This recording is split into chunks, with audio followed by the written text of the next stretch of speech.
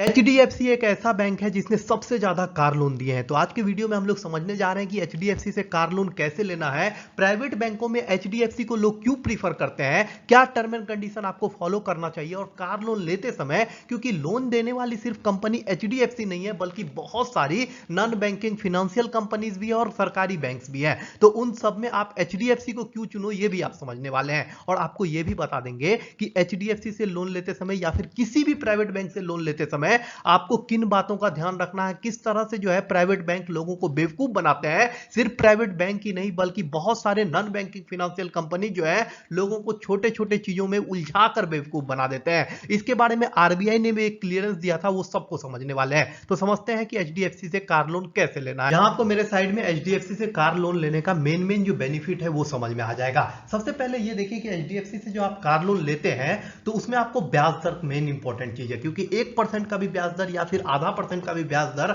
आपके लोन के EMI में बहुत ही फर्क डाल देता है। जितने भी प्राइवेट बैंक है और जितने भी नॉन बैंकिंग फाइनेंशियल कंपनी है उनमें लोन लेने में सबसे ज्यादा दिक्कत यही होती है कि जब आप लोन लेने जाओगे उस समय तो आपको कम ब्याज दर बताया जाएगा, लेकिन बाद में छोटा छोटा अक्षरों में टर्म एंड कंडीशन में बहुत सारे फीसेस को ऐड कर दिया जाता है। इन सब के मामले में HDFC बहुत ही ठीक है, एकदम फ्रेश रहता है। जितना भी लोन लेना है, जितना भी इंटरेस्ट रेट आपका बनता है वो क्लियर रहता है। तो यहां आप देख सकते हो कि HDFC का इंटरेस्ट रेट जो है 7.35% से स्टार्ट हो जाता है। अगर बात करते हैं न्यूनतम लोन राशि का कि न्यूनतम आप कितना लोन ले सकते हो, तो उस कंडीशन में न्यूनतम दिया गया है 1 लाख रुपए तक का आप लोन ले सकते हो। उसके बाद अधिकतम लोन की बात करें तो ऑन रोड प्राइस का 90% तक आप अधिकतम लोन ले सकते हो। अगर आप बात करते हैं कि एक्स शोरूम प्राइस का कितना % मिलेगा लोन, तो 100% आपको एक्स शोरूम प्राइस का लोन मिल जाता है। इसके बाद आपको यह देखना होगा कि कितने साल के लिए मिलता है, तो 1 से 7 साल के लिए आपको लोन का पीरियड मिल जाएगा। 1 से 7 साल के बीच में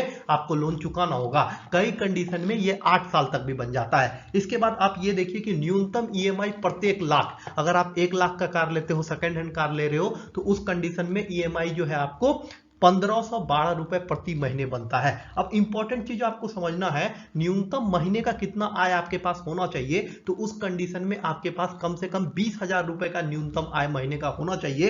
रोजगार के लिए अगर आप ले रहे हो तो उस कंडीशन में RTO वगैरह का जो होता है वो 2 लाख रुपए का न्यूनतम होता है। अब बात करते हैं आयु मापदंड। ये आयु वाला भी फैक्टर जो है कार लोन में इंपॉर्टेंट हो जाता है। जो वेतन भोगी है, जो मतलब पेमेंट उठाते हैं, किसी चीज में जॉब कर रहे हैं, वो 21 से 60 साल तक, जो लोग बिजनेस कर रहे हैं वो 21 से 65 साल तक अपना लोन ले सकते हैं। अब बात करते हैं जितने भी प्रकार के वाहन हैं, चाहे आप कॉमर्शियल गाड़ी लेना चाहते हो, चाहे भी प्रकार का SUV लेना चाहते हो, कोई भी छोटा गाड़ी लेना चाहते हो, फर्स्ट हैंड गाड़ी लेना चाहते हो, सेकंड हैंड गाड़ी लेना चाहते हो, सब पर HDFC लोन देता है। उसके बाद ये देखिए कि लोन प्रोसेसिंग फीस ही एक ऐसा चीज है जिसमें नॉन बैंकिंग फाइनेंशियल कंपनी जो है लोगों को बेवकूफ बनाती है। तो प्रोसेसिंग फीस जो है 0.5% है, जो कि ज्यादा नहीं है। 0.5% जो आपको लगेगा वो टोटल लोन अमाउंट का लगेगा। इतने सारे प्राइवेट बैंक हैं लेकिन मैंने HDFC को ही क्यों चुना, तो इसके लिए ये समझिए कि HDFC से अगर लोन लेते हो, ऑनलाइन अगर आप लोन के लिए अप्लाई करते हो तो अंडर देन 30 मिनट आपका लोन अप्रूव हो जाता है।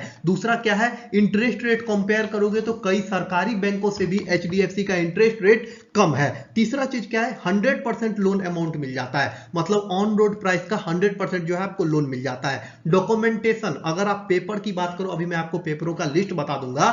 अगर आप पेपर कंपेयर करोगे तो सरकारी बैंकों में तो इतना सारा पेपर मांगते हैं कि आप परेशान हो जाओगे वो पेपर ही जमाने में। और अगर आप पेपरलेस हो, अगर आप ऑनलाइन अप्लाई करना जानते हो तो आप पेपरलेस अप्लाई कर सकते हो, कोई पेपर वगैरह प्रिंट निकालने का जरूरत नहीं है।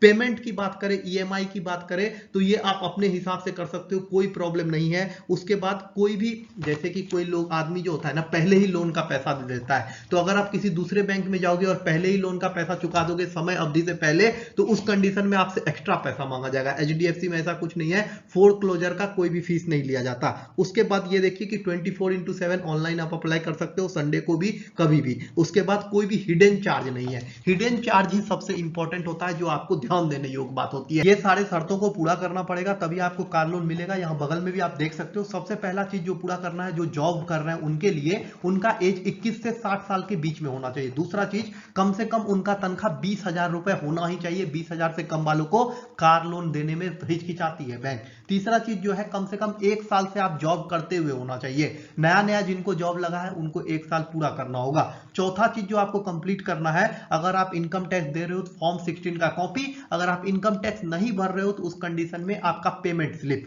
जो लोग बिजनेस कर रहे हैं उनके लिए बता दूं, उनका एज जो है 21 से 65 साल के बीच में होना चाहिए।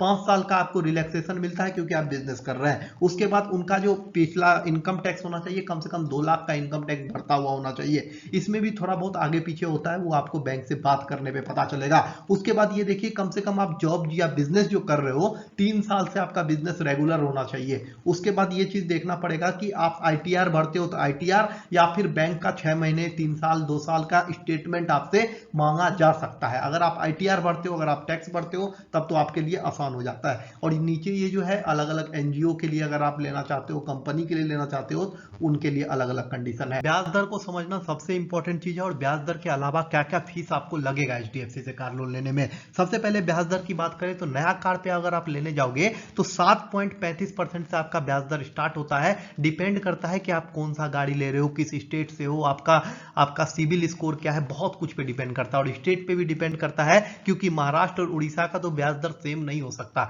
इसीलिए आप कमेंट करना स्टेट तो मैं अप्रॉक्स बता दूंगा। अगर आप यूज्ड कार लेने जा रहे हो तो उस कंडीशन में आपको बता दूं कि 11.80% से लेके 13.80% यूज कार पे ब्याज दर ज्यादा लगता है एज कंपेयर टू नया कार। उसके बाद ये देखो कि अगर आप प्रोसेसिंग फीस वगैरह देखोगे तो उस कंडीशन में 0.40% यूज कार पे भी उतना ही लगता है और नए कार पे भी उतना ही लगता है। अगर आप डुप्लीकेट चेक वगैरह इशू करवाते हो, कुछ इशू पेपर्स वगैरह इशू करवाते हो तो उस कंडीशन में अप्रॉक्स 500 रुपीज आपसे लेता है। प्री क्लोजर फीस उसको कहते हैं, जब आप समय से पहले लोन का राशि चुका दो। तो ये डिपेंड करता है कि किस तरह का लोन ले रहे हो। कई तरह के लोनों में प्री क्लोजर नहीं लिया जाता और जिसमें लिया जाता है अप्रॉक्स लोन अमाउंट का 6% लिया जाता है। उसके बाद अगर कोई अपना ईएमआई वगैरह नहीं भर पाता है या फिर लेट से भरता है तो उस कंडीशन में उसको 2% का पेनल्टी फीस भी लगता है। अप्लाई करते समय आपको कौन कौन से पेपर रेडी रखने हैं वो मैं आपको बता रहा हूं। बता दूं कि जॉब करने वालों के लिए थोड़ा पेपर अलग होता है और बिजनेस करने वालों के लिए अलग होता है। जो लोग जॉब कर रहे हैं उनके लिए मैं पहले बताता हूं, वो अपने पहचान पत्र में अपना पासपोर्ट दे सकते हैं, अपना वोटर आईडी कार्ड दे सकते हैं, अपना आधार कार्ड दे सकते हैं, कुछ भी दे सकते हैं।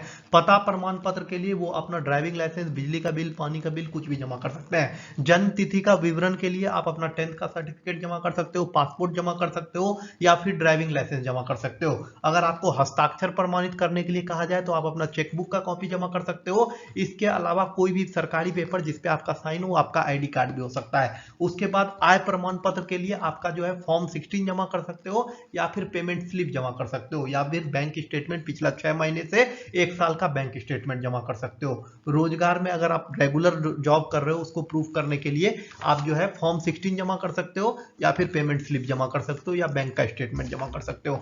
अब जो लोग बिजनेस कर रहे हैं, देखिए पहचान का हो गया, एड्रेस का हो गया, ये सारा चीज तो आपको सेम लगेगा, लेकिन आय प्रमाण पत्र के लिए आपको जो है पिछला 6 महीने से 1 साल का बैंक का स्टेटमेंट प्रिंट देना पड़ेगा। अपने बिजनेस को प्रूफ करने के लिए आपको दुकान का जो स्थापना है वो सारे दुकान के पेपर्स वगैरह का कॉपी देना पड़ेगा। अगर आप कोई बिजनेस कर रहे हो तो उस कंडीशन में उस बिजनेस का प्रूफ जमा करना पड़ेगा।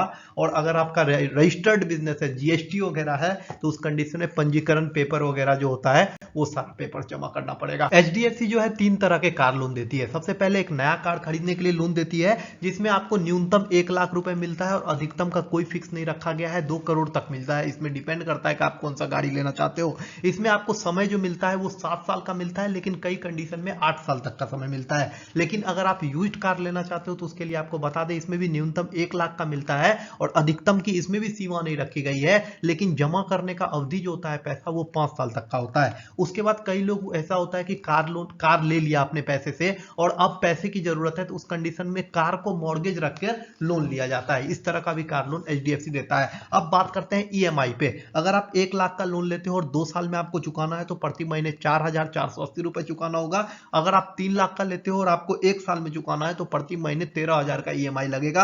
अगर आप 7 साल में चुकाना चाहोगे तो उस कंडीशन में 4,535। मैं कहूंगा जितना हो सके उतना कम ईएमआई रखिए।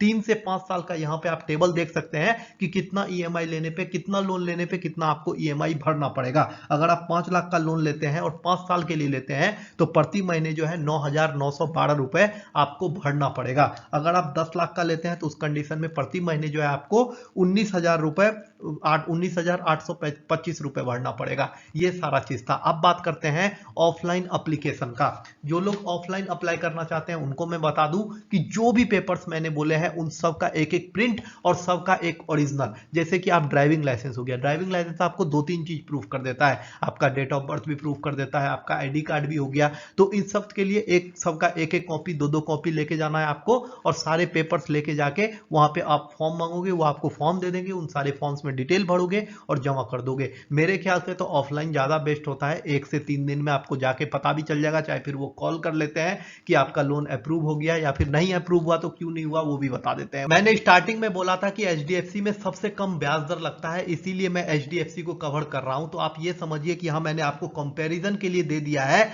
कि किस बैंक में आपको कार लोन पे कितना ब्याज दर लगता है। यहां आप देख सकते हैं कि आप बैंक ऑफ बड़ौदा से अगर आप कार लोन लेते हैं तो उस कंडीशन में 8.80% से लेके 10.55% तक आपको ब्याज दर लगता है। वहीं कैनरा बैंक का भी 8.70% से स्टार्ट होता है। वहीं अगर आप कॉर्पोरेटिव बैंक की बात करें तो इसका भी कार लोन जो है 8.75% से स्टार्ट होता है। एचडीएफसी बैंक ही ऐसा है जो 7.5% से 7.35% और एक्स्ट्रा में 11% तक जाता है। एचडीएफसी का यहाँ आपको ब्याज दर सबसे कम दिख रहा होगा। अगर आप कोई भी प्राइवेट बैंक से लेते हो तो सबका ब्याज दर अप्रॉक्स में 8% से स्टार्ट होता है। एसबीआई की बात करें तो 8.65% आप देख सकते हो। ऑनलाइन अप्लाई करने के लिए आपको एचडीएफसी की इस वेबसाइट पे जाना पड़ेगा, applycarloan.hdfcbank.com। इस वेबसाइट पे जाके इसका लिंक मैं आपको डिस्क्रिप्शन में भी दे दूंगा, अगर आप बोलोगे तो कमेंट में भी डाल दूंगा। इस वेबसाइट को जैसे ही आप खोलोगे तो इस तरह का कुछ आपको दिखाई देगा। एचडीएफसी बैंक यहाँ कॉर्नर में दिखाई देगा और यहाँ पे ही गेस्ट वगैरह दिखाई देगा लिखा हुआ। आपको ओरिजिनल वेबसाइट पे जाना है, क्योंकि बहुत सारे फर्जी वेबसाइट्स वगैरह भी होते हैं। आप लिंक डिस्क्रिप्शन से ले लेना या फिर कमेंट कर देना, मैं आपको प्रोवाइड कर दूंगा।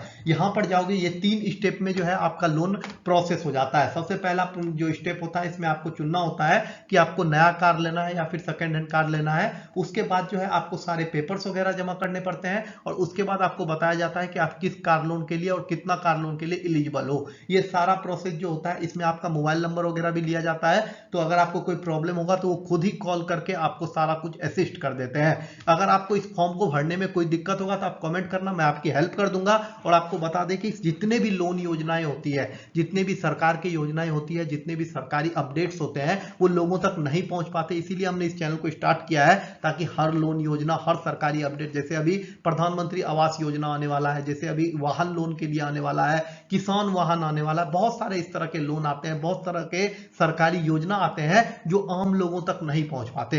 अगर आप चैनल सब्सक्राइब कर लो, हमारे साथ बने रहो, जो भी अपडेट होगा सरकार का हम आपको करते रहेंगे। और एचडीएफसी से लोन के रिलेटेड कोई क्वेश्चन हो या फिर किसी भी बैंक से रिलेटेड कोई भी क्वेश्चन हो, आप कमेंट कर देना, मैं आपको जवाब देने का कोशिश करूंगा। हो सकता है कि जवाब देने में आधा 1 घंटा लेट हो जाए, तो लगातार कमेंट मत करना, मैं आपको रिक्वेस्ट कर रहा हूं। आप बस कमेंट कर देना, मैं आपका थोड़ा लेट से भी जवाब जरूर दे दूंगा। अगर आपने यहां तक भाई वीडियो देखा है तो बहुत बहुत थैंक यू। ऐसे यहां तक देखते बहुत कम लोग हैं। Thank you so much. अगर आपने यहां तक वीडियो देखा है तो कमेंट जरूर करके जाना।